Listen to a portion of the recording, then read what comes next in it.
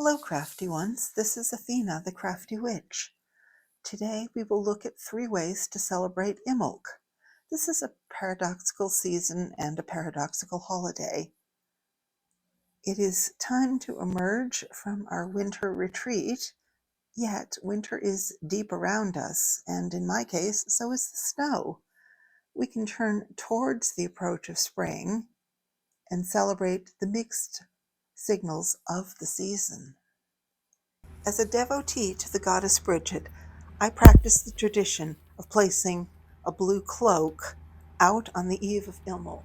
Since I celebrate Imbolc on the 1st of February, the eve is January 31st at night. I'll leave that cloak outdoors all night. It's believed that Bridget will bless this on her travels and imbue it with the powers of healing and protection. Now, if you haven't a cloak, a piece of fabric or even a ribbon is fine. It doesn't have to be blue. White is acceptable as well. And if you don't have an easy way of placing anything outdoors for the duration of the night, can you possibly put it at your window so that just a corner of the fabric is hanging outdoors and the window is closed on it? And if that's not possible, just arrange it carefully just inside the window. Remember that intention is what counts in magic, and the visuals and the actions that we take only serve to support that intention. I find it difficult to let go of the plants and greenery of Yule. This is something I want to have with me throughout the whole winter, not just the Yule season. However, it is said that if you leave your Yule greenery and decorations up past Imbolc, they run the risk of becoming inhabited by rather malcontent spirits.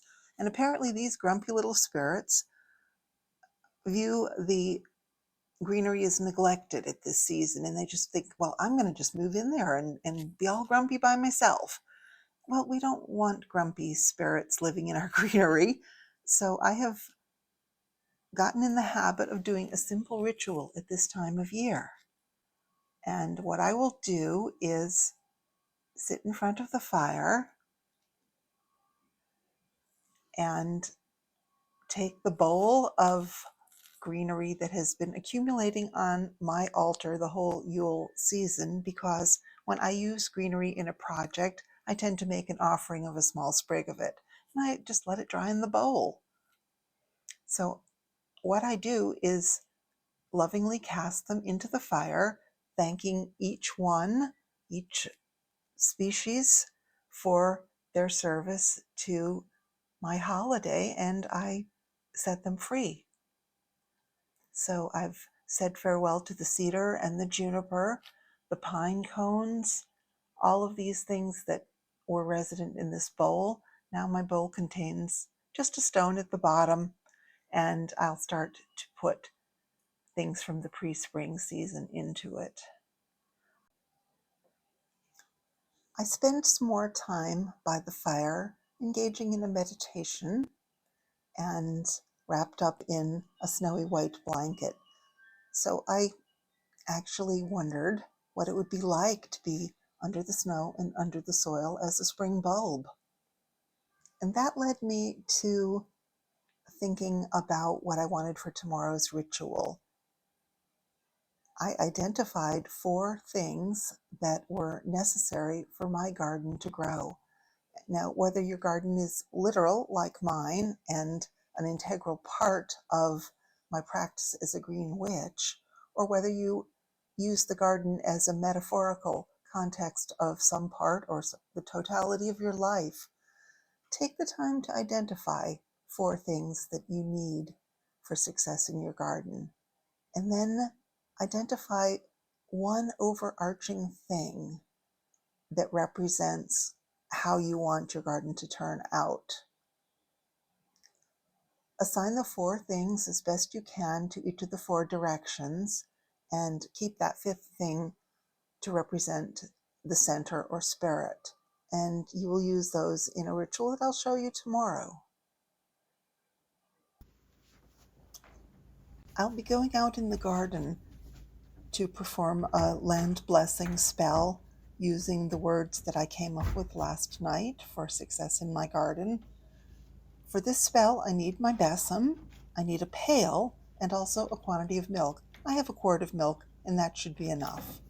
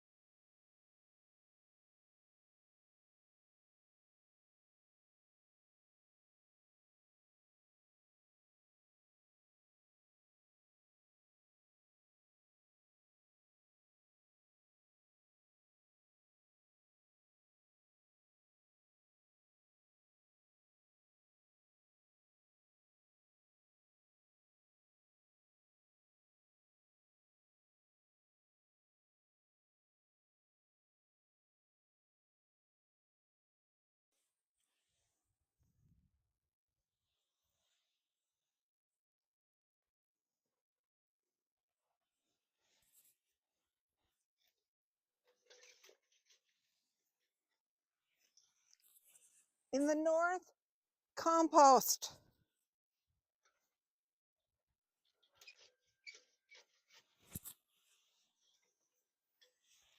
In the east, renewal.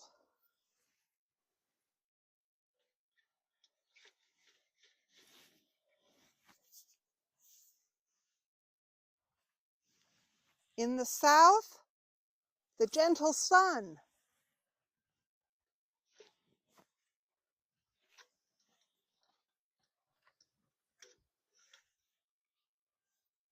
In the west, adequate water.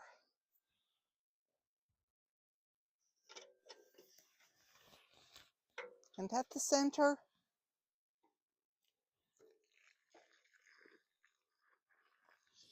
fertility. So mote it be.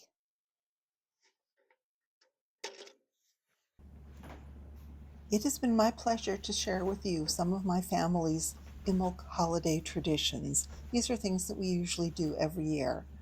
I learned the land blessing spell from my mother, and she told me about when she was a young child living on a farm. Once that the calves had been weaned and thus the cow's milk was available for the family's dairy needs, the first pail of milk that they pulled from the cow always was poured onto the ground. And she had never questioned the tradition, the reason for it, and so she had no idea. But when she read in a book called Wicca, A Year and a Day by Timothy Roderick about a spell that blessed the land by flinging milk onto it, she wondered if that had been something her family practiced either as a tradition that's had a forgotten meaning by this time, or they just didn't bother to explain to a little child why the milk was poured onto the ground. So because of that connection, we incorporated that into our Imbolc, and we've been celebrating it ever since. I thank you for watching today's video and encourage you to like, subscribe, click the notification bell, and the most important thing, of course, is to tell like-minded friends so that we can build a strong community here. Be safe, be well, be kind, and most of all, be crafty. Bye-bye.